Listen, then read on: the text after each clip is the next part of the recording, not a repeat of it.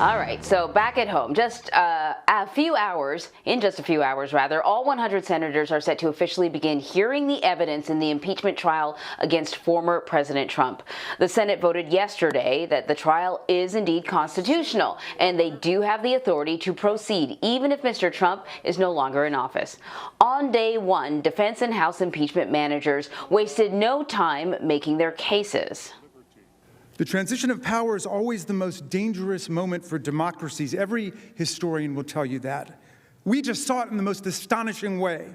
We lived through it. Trading liberty for security.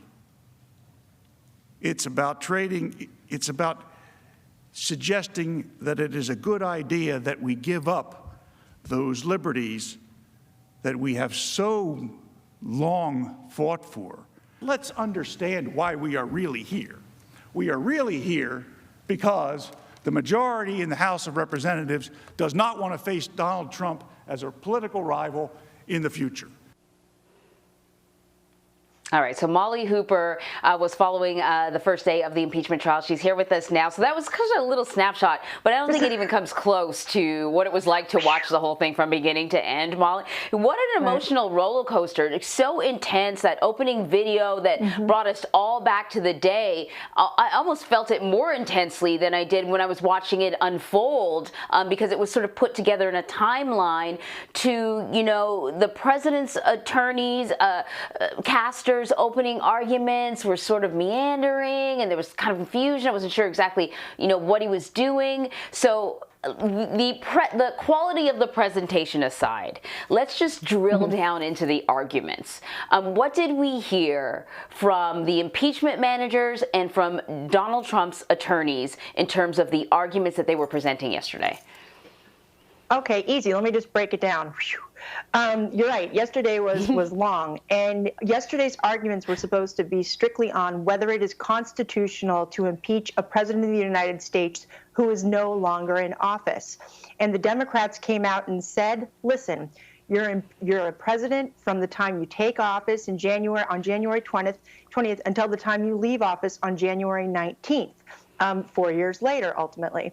And the incitement of insurrection that the Democrats are charging former President Trump with occurred on January 6th. So there's no January, quote unquote, exception. That's a term that we heard a lot yesterday from Democrats, and a term I'm sure we're going to hear in the next few days. But essentially they're saying that if a high crime and misdemeanor is committed while the president is in office, that person is impeachable, even if that person is out of office. And they put up some evidence showing that there have been administration officials that were impeached after they left office, because it's not just removal of office, it's the barring and disqualification from holding a future office. And that's really what the Democrats were focusing on.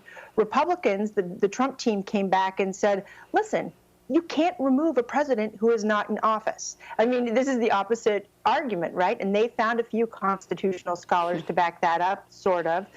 And one interesting argument that Bruce Castor made was, listen, now that former President Trump is a private citizen, he still has to obey the laws. And because he's not president, the DOJ can prosecute him as a private citizen for high crimes and misdemeanors that were committed when in office. So if, in fact, there is a case to prosecute the former president, then the DOJ should move forward and do it. And then if the president were to be convicted, or the former president were to be convicted, the Senate and the House could come back and essentially bar him from holding office in the future under the 14th Amendment. So that's really the cruxes of those two arguments. So both groups of attorneys used visual aids, if you will, used video, but House Democrats showed senators a 13-minute video of the riot that they produced. And it sort of showed video of what the president was saying at the rally on January 6th, the conversations in the crowd, what was happening outside the Capitol with what was happening inside the Capitol, all along a timeline. So you could see things as they were happening sort of at the same time, simultaneously. It was really, really moving, at least as a viewer. How did senators react during and after seeing that video? Well, I think they were clearly moved. I mean, according to the pool reports with the one or two reporters who actually were in the chamber, there was utter silence, and that is a chamber where you can hear senators coughing, sneezing, rustling papers. None of that during that 13-minute video. And I think that what was so striking about the video is that the timeline as it was presented really cut back to Mitch McConnell that day and what was going on when he was making his speech on the Senate floor, spliced in with real-time video from the rioters who were taking over the Capitol. And then you saw Senator Lankford, the Republican who was basically shut down on the floor because, as a staffer, you could overhear on the microphone, protesters are in the Capitol.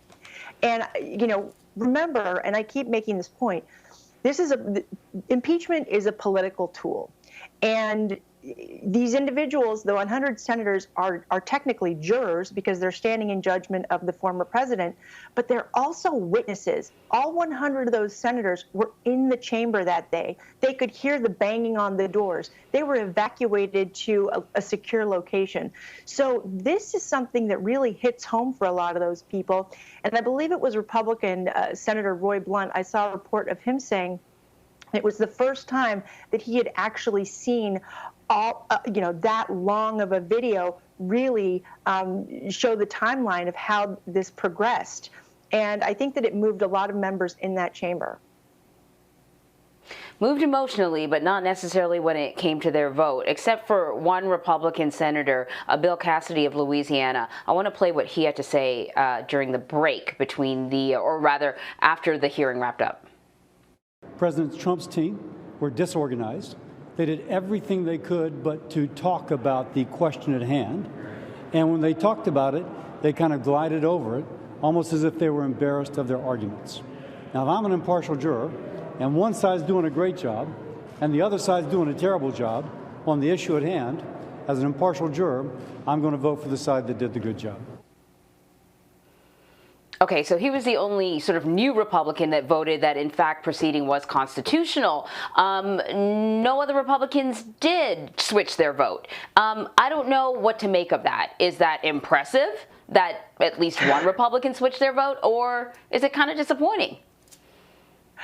I think that on that because question many Republicans, I should say, sorry, Molly, because a number of Republicans sort of agreed with his assessment of the two sets of arguments, that the impeachment managers were much more successful at delivering their argument. Well, here's why I think the managers were more successful. When they came out with that video, they weren't necessarily presenting the constitutional case in favor of impeachment. They were making an emotional case and really going right to the heart of the matter, why Donald Trump was impeached. And I think that that's what really caught the defense team, the former president's defense team, off guard, a little flat-footed, because the Trump team was prepared to come out and argue the constitutional points. They weren't prepared necessarily to argue the full matter of the case, which is what we heard essentially from Bruce Castor, who came up and said, we had to switch things up because we thought the prosecutors did such a great job that we kind of had to change our strategy a little bit because we thought they were going to argue strictly the constitutional case. So I think that's why you saw that disorganization. But the Democratic House managers came out, pulled no punches. They really went for the heartstrings. And I think that on the issue of whether it's constitutional or not, that vote, the fact that one Republican changed his vote is significant, because you have to remember most of the individuals in that chamber, they're all attorneys, many of them former prosecutors or defense litigators. And so they know the Constitution very well and are taking this very seriously, obviously. But, moving forward, we'll see how this plays out in terms of whether the president should be convicted now that we're past the constitutional question. I'm not sure that 17 Republican senators will join that train, but you never know at this point. Who knows what the House managers intend to introduce in the next coming hours and days. Yeah, you got a trial with jury members who were also sort of victims at the scene of a crime. You don't know how that's going to impact people, right? Molly, thank you very much.